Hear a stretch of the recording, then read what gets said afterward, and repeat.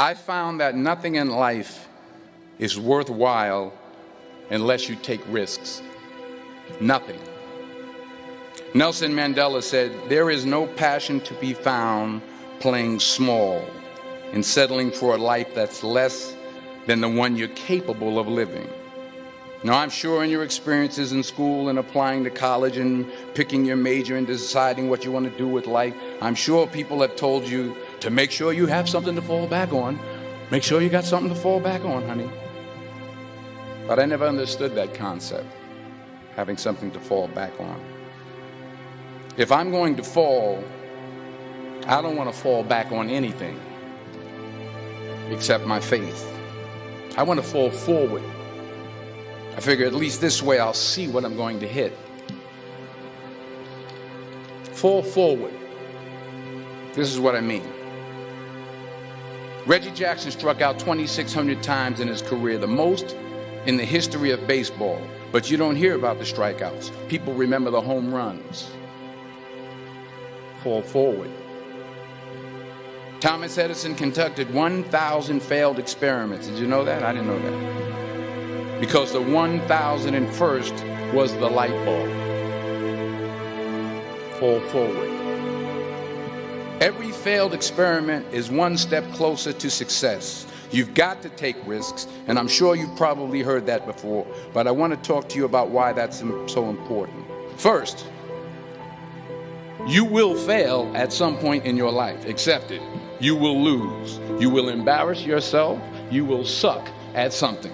There's no doubt about it. I'm telling you, embrace it, because it's inevitable. If you don't fail, you're not even trying. I'll say it again. If you don't fail, you're not even trying. My wife told me this great expression. To get something you never had, you have to do something you never did. Les Brown's a motivational speaker. He made an analogy about this. He says, imagine you're on your deathbed, and standing around your deathbed are the ghosts representing your unfulfilled potential. The ghost of the ideas you never acted on. The ghost of the talents you didn't use. And they're standing around your bed, angry, disappointed, and upset. They say, we came to you because you could have brought us to life, they say. And now we have to go to the grave together. So I ask you today, how many ghosts are going to be around your bed when your time comes? Getting successful, whatever you consider successful, if it's rich, whatever, it's not a magic trick. It's not God picks certain people he'll make rich and certain people he don't. He gives all of us as his children the power of choice. You have a say-so in that. You can decide to be rich, and with God's help, it's highly doable. But you first have to think it. The difference between successful people and non-successful people is here. What makes it hard is your lack of belief that it can happen for you. The fact of it is, though, it's very doable. See, but you got to change, though. If you keep doing what you've been doing, you're going to keep getting what you've been getting. So if you're at a place in your life and you ain't happy with it, you have to change some things. But you have to make a conscientious decision that you're going to change. And it's not dependent on anybody else. This decision is yours and yours alone. It's two people born in a hospital every day. It's a person that's born in a hospital that's going to get a job, and somebody born in a hospital that's going to give them a job. You get to decide which one you're going to be. You get to decide if I'm going to be rich, poor, mediocre, plentiful, happy, sad. You have a decision to make. Negativity, you can protect yourself from negativity. And that's what stops most people, negative thoughts. You can coat your mind from negativity. It's a real simple exercise to do. I do it every morning before I walk out the door. So I walk out as a positive person. You know, I get tired sometimes. That's different from being negative, because I get mentally drained from my job at times. But to coach your mind from negativity, The way you can put a coating around your mind is with one simple thing: gratitude. Gratitude erases negativity. I'm gonna show you how this works. If you wake up in the morning and you start having negative thoughts, man, this ain't my day. I woke up on the wrong side of the bed. I'm tripping, I just don't feel myself.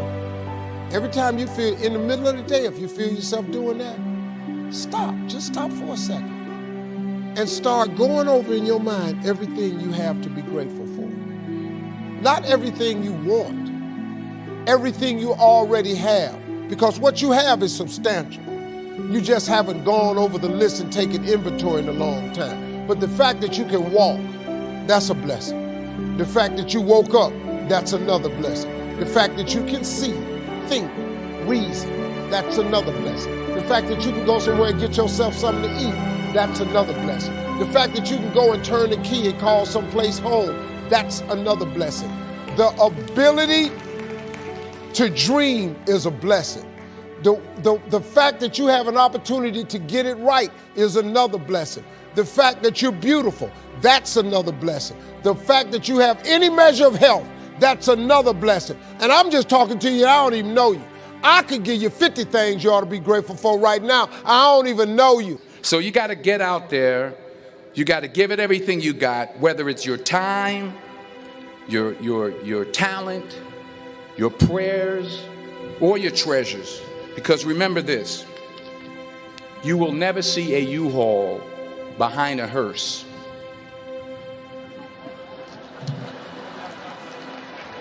I'll say it again. You will never see a U-Haul behind a hearse. You can't take it with you.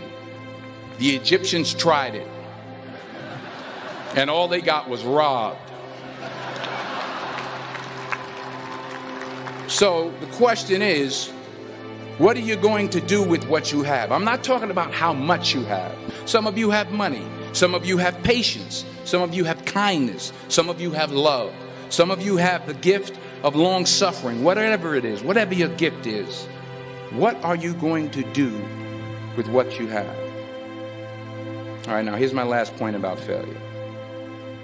Sometimes it's the best way to figure out where you're going. And I can't think of a better message as we send you off today.